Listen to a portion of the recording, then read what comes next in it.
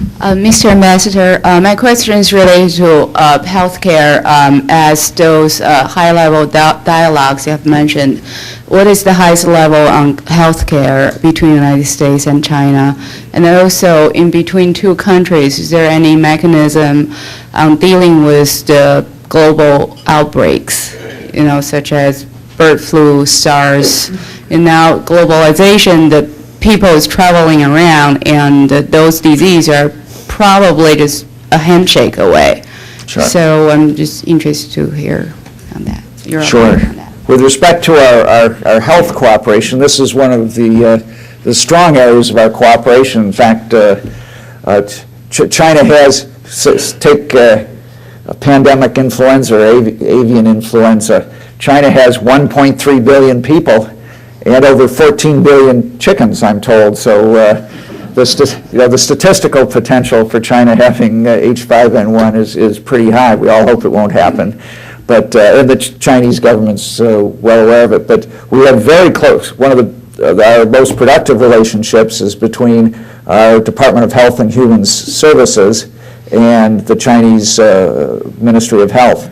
And that's a close working relationship. Commerce Secretary Leavitt was recently in Beijing and will be back again this fall.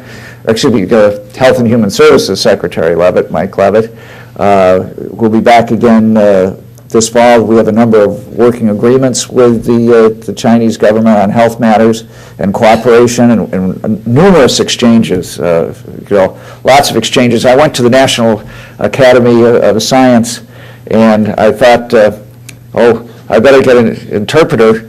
Of course, it's the English I don't understand when I go to the Academy of Science, but this was the Institute of Neuroscience. And when I got this, I found an interpreter that knew a lot about these sorts of things and went and found, no need. All the Chinese researchers there had been at the National Institutes of Health and Harvard and everywhere else, all spoke English. So we're doing very exciting research. But on these diseases, these global, it's really not one of the areas of non-strategic threats, diseases, and we do cooperate closely with China. It's a serious problem, and that's why I have on the staff of the embassy, we have roughly 10 doctors from the Centers for Disease Control and Prevention out of Atlanta. They're assigned to the U.S. Embassy. A number of those are epidemiologists working on infectious diseases with the Chinese government and are actually located. The Chinese have their own CDC, and they work very closely together on these issues. And of course, internationally, they all cooperate as well with the World Health Organization.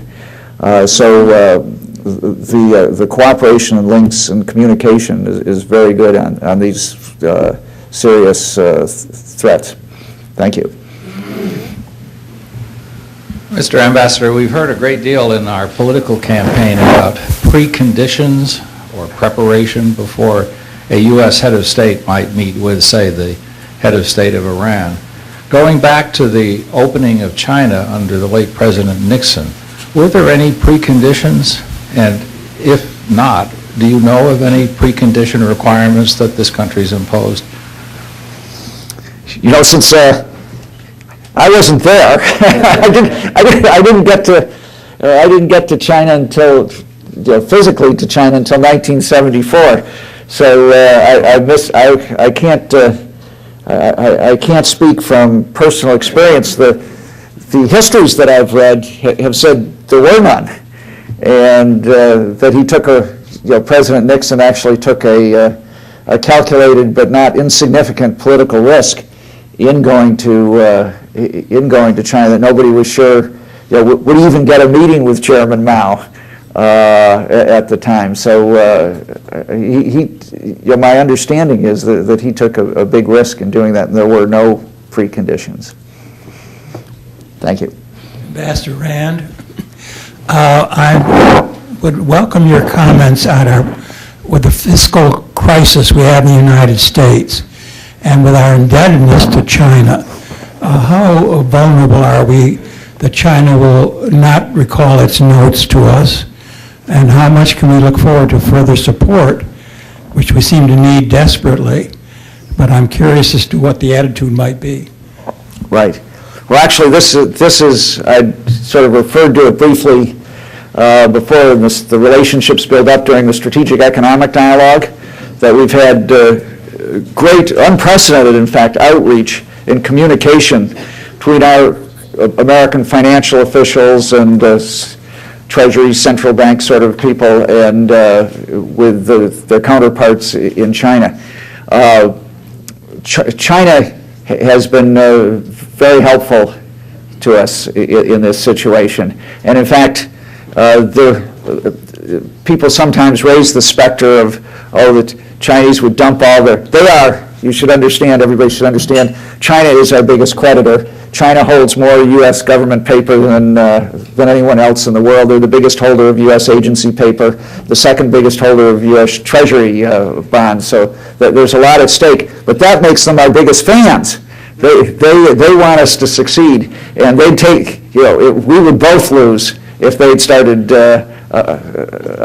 selling. They want to support the U.S. dollar and the U.S. economy. So we have a very close and good relationship. That's right. That's right.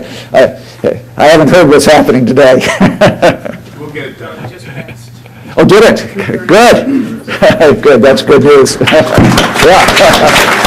Thank you so much. Thank you. Nice to be back.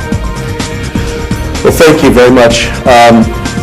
That concludes our ambassador's remarks. Today you've been listening to the Honorable Clark T. Randt Jr., Ambassador to the People's Republic of China. We thank you very much for being with us today. We thank you, ladies and gentlemen. The forum is now adjourned. For information on upcoming speakers or for podcasts of the City Club, go to cityclub.org.